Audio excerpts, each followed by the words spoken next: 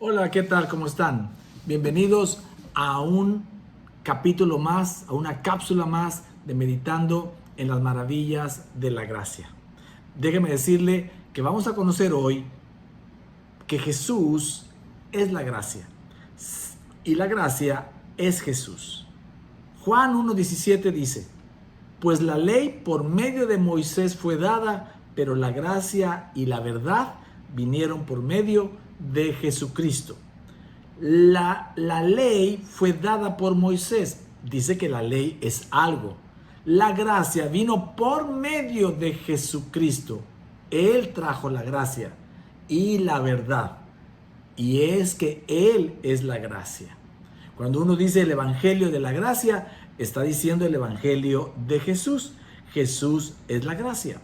Cuando vemos los atributos, los más importantes atributos o los atributos que más se reconocen del Padre, del Hijo y del Espíritu Santo, como dice 2 Corintios 13:14, el apóstol Pablo dice: la gracia del Señor Jesucristo, el amor de Dios y la comunión con el Espíritu Santo, o la comunión del Espíritu Santo, sean con todos vosotros. El amor del Padre, uno reconoce al Padre por su amor. El Padre es todo, pero si algo nos deja claro es que, como dice, de tal manera nos amó el Padre que entregó a su Hijo Jesucristo a morir en esa cruz, para que todo aquel que en Él creyera no se perdiera, mas tuviera vida eterna. ¿Me sigue? El amor del Padre. La gracia de nuestro Señor Jesucristo. Es la gracia de Jesús, porque Él mismo es la gracia, a diferencia de la ley que es algo, ¿vale? Entonces podemos entender que si Jesús es la gracia, Jesús es nuestra transformación. Si algo anhela a Jesús y el Espíritu Santo, el Espíritu de Cristo, es nuestra transformación, el poder ser transformados a su imagen, ¿verdad? Como dice la palabra, cada día ser más, dejarnos transformar, dejarnos que Dios nos transforme, dice Romanos 12:2. Entonces, vamos a ver dos ejemplos de una transformación espectacular, maravillosa, casi inmediata, de dos personajes, uno Zaqueo y el otro, la mujer sorprendida en adulterio. Lucas capítulo 19, la historia de Zaqueo está desde el verso 1 al verso 10.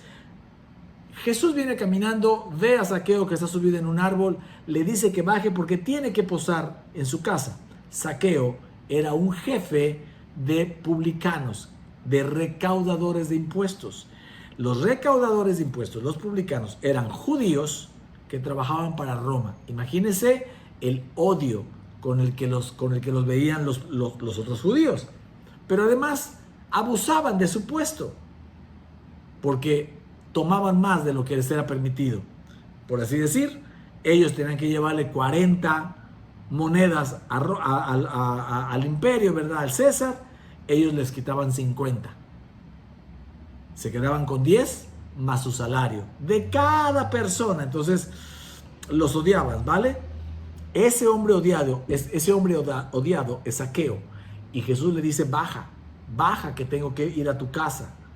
Y entonces en el verso 7, Lucas 19:7 dice: al ver esto, me voy a ir al 6. Dice: desciende, porque hoy es necesario que pose yo en tu casa. Entonces él descendió a prisa y le recibió gozoso a Jesús. Al ver esto, todos murmuraban diciendo que había entrado a posar con un hombre pecador. Entonces Zaqueo, puesto en pie, dijo al Señor: he aquí, Señor, la mitad de mis bienes doy a los pobres, y si en algo he defraudado a alguno, se lo devuelvo cuadruplicado. Jesús le dijo: hoy ha venido la salvación a esta casa. En otras palabras, también dijo: ¿quién es la salvación? Jesús. Entonces, ¿quién vino a la casa? La gracia. Por cuanto él también es hijo de Abraham, porque el Hijo del Hombre vino a buscar y a salvar lo que se había perdido. Lo maravilloso de esto, una de las maravillas de la gracia, es que al ser Jesús la gracia, donde Jesús posa, ahí está la gracia, y la gracia actúa sin necesidad de la condenación. Jesús pudo haberle dicho que no hiciera eso, que era un pecado, pero eso era la ley de Moisés. Él vino a trasladarnos al pacto de la gracia. Él solo le dio gracia, su presencia estuvo ahí y Zaqueo cambió. Y de ser un traidor de judíos, les devolvió cuadruplicado lo que él les había robado. El otro ejemplo es de la mujer sorprendida en adulterio. Le llevan a Jesús una mujer sorprendida en adulterio, que se asume que fue provocado el adulterio para que esa mujer cayera, etcétera, porque se dieron cuenta de eso los fariseos y trajeron piedras, porque la ley de Moisés permitía apedrear a la mujer sorprendida en adulterio. Juan capítulo 8, verso 9. Y Jesús les dijo: el que esté libre de pecado, que tire la primera piedra. Ellos querían tentar a Jesús. Y Jesús les dijo eso: el que esté libre, que tire la primera piedra. Pero ellos, al oír esto, dice, acusados por su conciencia, salían uno a uno, comenzando desde los más viejos hasta los postreros, y quedó solo la mujer y la mujer que estaba en medio.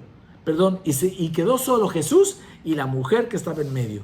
Enderezándose Jesús y no viendo a nadie sino a la mujer, le dijo: mujer, ¿dónde están los que te acusaban? ¿Ninguno te condenó? Ella dijo: ninguno, Señor.